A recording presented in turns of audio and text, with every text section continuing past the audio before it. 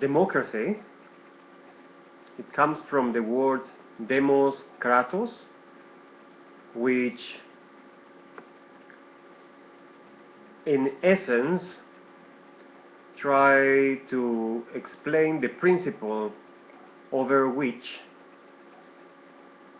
the opinions of everyone should be acknowledged, respected, and fulfilled. The current democratic system imposes the opinion or the wish of the majority upon the minority. In a true democracy cannot exist the oppression of anyone's will. Somebody mentioned in a book that I read lately as referring to the democratic system as is conceived right now as the tyranny of the majority, which I found really interesting. What shall we be doing for stopping all the riots, all the anger demonstrating on the streets against refugees, against the government, against the politic that has been applied to the private industry, especially the major polluters of our elements such as water and air in the world, nuclear power, overused, and all sorts of things that scared people and pushed them to riot against the system. A riot is not other thing that a proof that people are not being rightly represented. Imagine a company with 1,000 employees, and the employees get that angry that they go outside the company to demonstrate against the managers. That will be a clearly indicator that there is no communication between the employees and the employers in such a way that the communication has failed and there is no other bridge or no other path to follow other than enforcement of a demonstration, other than pushing the limits of the company and putting everybody on risk, because employees who don't work are companies who don't produce. So the indicators are clearly the same right now. Pegida demonstrating in the streets in Germany, extreme left, extreme right, greens, reds, all is the same thing. They are all just giving us the same message. We are not rightly being represented by our authorities. And why is this? Because the countries are too large. The groups are not being solidly represented. And the political system, it is just proving one more time that it's failing people. This is an ugly part of the story. Nobody really wants to talk about this. Everybody prefers to just blame Hitler about the Second World War, but Hitler was just a man who was not even German. He was an Austrian, as we know, and he came here to Germany and he used very cleverly the resentment of people against the government. So there was a big problem that he was trying to tackle, which was the political system that it was ruling the country back then. It was democratic, by the way. It was the same with the same principles of nowadays. He gained popularity. He was elected by people. He dissolved the parliament and so on and so forth. I saw that story happening as well. In Peru, with Fujimori, he was elected once democratically. Later on, he became a dictator. And in 1995, he dissolved also the Congress, and he gave himself the total authority. But hold on a minute. Are we just sheep people? Are we just followers? Blind followers, like incapables to take responsibility on our own? If tomorrow the government we chosen, they say, okay, we go into the Third World War, it might be the last war in the world, we will all be like, oh, okay then, because the government said so, we have to go to war, okay, let's go and die then, okay. The government got the first chancellor got in a disagreement against Putin or Obama or whoever, and now we are just condemned to die. Okay, let's do it. Are we just sheep? The democratic system, it's not working, and it's a bloody joke, that is. It is taking your money, 50% of your money. You think this is not your problem, yeah? And politics are not really your thing, and you don't get really exacerbated about these problems, and you don't get really annoyed about what is happening, but it's more your problem than what you think. 50% of your life, if you're working, it's going to the government in taxes. 20% is deducted from your salary every month. 20% of every euro or pound or dollar, it goes to the government, so that is 40% together. Plus 10% of your salary goes in other expenses that one has to pay to the government, such as council house, we pay a special road tax in England, we have to pay for the police, for the cleaning service, besides the money that we pay, of course. We have to pay for parking, we have to pay more than 20% in taxes, in fuel. Regardless you have a car or not, you have to travel. So within the ticket that you purchase, it is considered a tax. Of course, the companies are not paying for it. They are not just giving things for free. You are paying for all of this. And this is, people wake up, it's 50% of your life going to the government. So from 8 hours of work you have,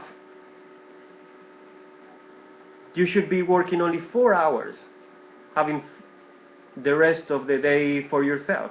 You should be working only 2.5 days at the rate that you are doing per week, earning the same money that you are earning. If it was not for taxes, you wouldn't need to work this hard.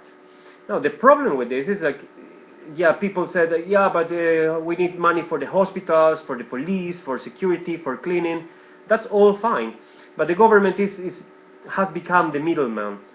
They take the money that you're paying, that money, it is used to subcontract companies that are actually the service providers. The government doesn't have the special unit to clean the streets. They sublet a different company. They don't build the roads themselves. They subcontract another private industry. From this private industry, of course, they are not paying these private companies all the money that you are paying for concept of roads or whatever. They are trying to make their savings, and they are giving the contracts to the ones who are giving them the best deal. Besides that, of course, this private company is making profits on top of that. So, and the government, of course, is saving money by making these concessions. Now, the government has become the middleman. The government should be the organ that represents the whole population, and the government should be self-sustainable. Why the hell are we supposed to be giving our 50% of our money for life? Yeah, all our working years, our best years, are given to work. Because it's not only 8 hours what you take to work per day. You have to get ready. You have to have a shower, you have to pack your lunch, you have to buy special clothes for working purposes, you have to commute, you have to buy fuel or buy your train or bus tickets, you have to get stuck in traffic, you have to think about work, sometimes take work home, and so on and so forth.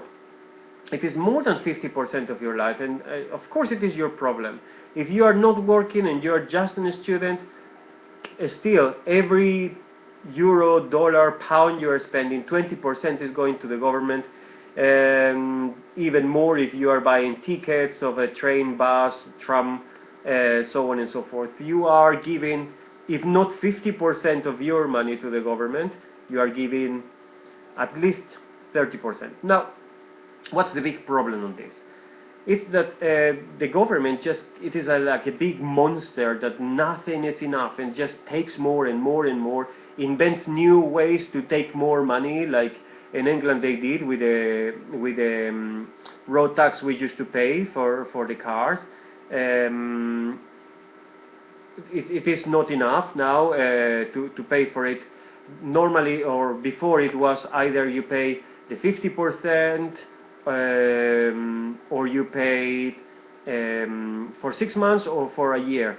And now you can pay monthly, but of course it's more expensive to pay monthly. And that charge, it goes to the government. They're just making more ways of taking more money from you and not giving any money back. The army the other day, or the Ministry of Defense, said that the army had too many bases or too many fields, that they're gonna have to sell some because not all of them are being used. Hold on a minute. Who this land belonged to in the first place? It's not the citizens of that country. I'm talking about the army in England. It was on the BBC. I can send you a link if you ask for it. Now, what's the problem with this?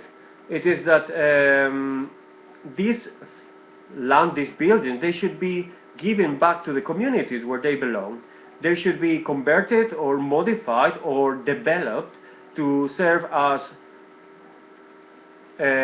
houses or flats for working people like you and I, so that we can pay less money to private landlords, and instead of that give the money to the government in reasonable payments for the houses that we are receiving.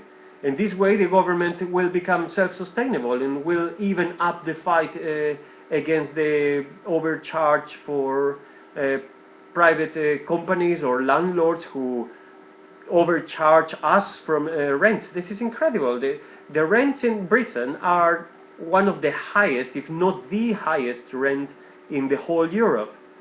And what you get is rubbish standard. I am really sorry, but once I moved to Germany and now I can compare the standards of living standards in Germany or in England, sorry, but you are living in rat houses over there. Sorry people, but Victorian cottages, terrace houses, they are not really houses. It is just a different type of a story. Of course, the situation can be improved, but not like how the government is doing. The government gave the other day, I saw the news in Britain, one of the main railways was given in a concession again to a private company. I am not going to say which one, but why was given it to this private company who owns telephones and all sorts of businesses? Why? Because they were offering that they were going to do more investment in the railways, they were going to give better service to people, and they were going to pay more money to the government. Oh, surprise, surprise. What a marvelous company. Where the hell do you think that money is coming from? From our pockets. They are basically going to overcharge us in order to pay for that investment, in order to pay for the government more money, and in order to provide a better service. It is not a favor that nobody's doing it, and the government is letting the private industry, the big business, to rip off people, and this is concerning to all of us. Now, no unions are doing this, they are all crap, but we have to get organized again, and we have to do something about this. It is not fair for anyone that the resources of people are just being misused, are just being misplaced, are being misadministrated, and at the end of the day, they are just not serving anyone but the government that is just taking everything. The government very well could become self-sustainable.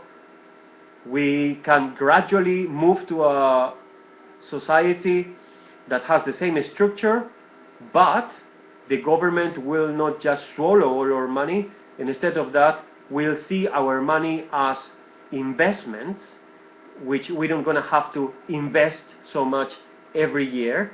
So what I am proposing here, it is the possibility where you can stop paying taxes or investing in the government in maximum 10 years.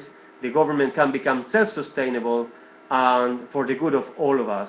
Imagine what would you do, either only having to work 2.5 days per week earning the same money, or choosing to have to work 5 days as we do now, but having twice as much money that you have right now in your pocket. This will be paradise on earth. But we have to change the system and the way that is conceived. It is outrageous. Have you seen how much money is going to the armies for funding the wars that nobody's asking for?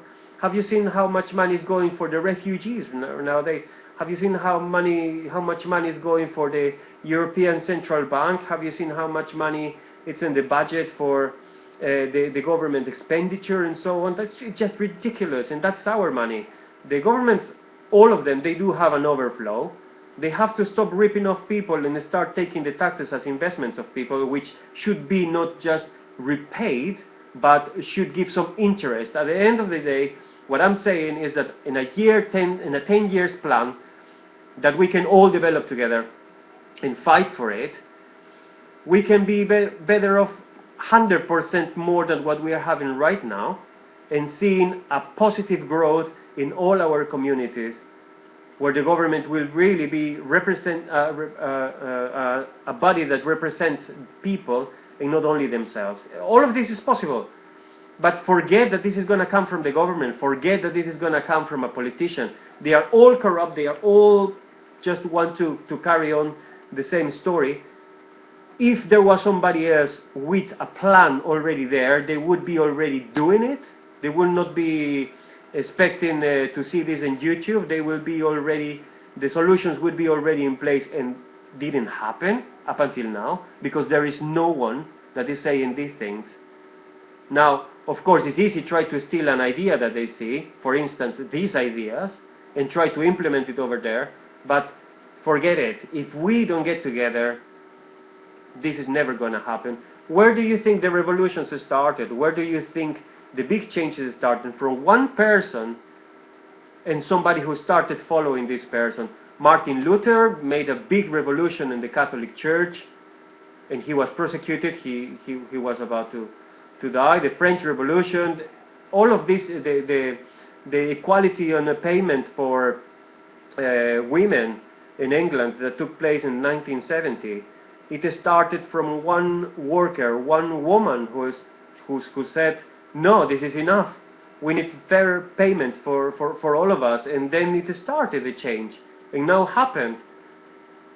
Female emancipation, the female equal rights to vote and to be part of society, human rights, all of these movements, they never came from the top. Stop expecting people to come from the top and doing this. We have to take more ownership for our own destinies. And the change started when you say, yes, I will take ownership of my own life. Yes, I think I deserve a better life. Yes, I don't want to pay just taxes freely to the government. I want my contributions to be respected and acknowledged, being taken as investments, and I want interest on my investments, as you will do for anything you do. This is not funny, and this is concerning to all of us. Now, the root of the Second World War, it was the bad guidance of the government that allowed the resentment to grow that big within the population, that They took the first opportunity they have of the first leader and they threw themselves to war. Now, the solution of the Second World War, or to the Second World War, or to the Nazism idea was not to get rid of Hitler. Hitler didn't cut the neck of that candidate to mayor in Cologne a couple of days ago. This happened now in Germany, and it's happened now because the same resentment of the stupidity of the government, of not wanting to acknowledge 100% what people does and the respect that people deserve, it is bringing us again to a disstability all over the nations. And the problem is that we are not free of this, and society, democracy, can be readdressed, reorganized in a way that the opinions, even of the extreme left, should have a place in a truly democratic system. So everything is possible to be reorganized, to be improved, but the changes start from us. Keep an eye on this. Please send me a link on an email, or place a comment with your thoughts. I am sure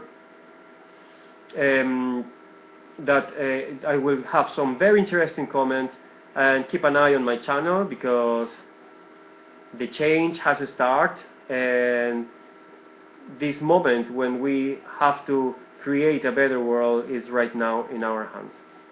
More than ever, as I said in the previous video, because now we are educated, now we have technology, and now we are more prepared than ever to take ownership of our own destinies and lives. Thank you for watching.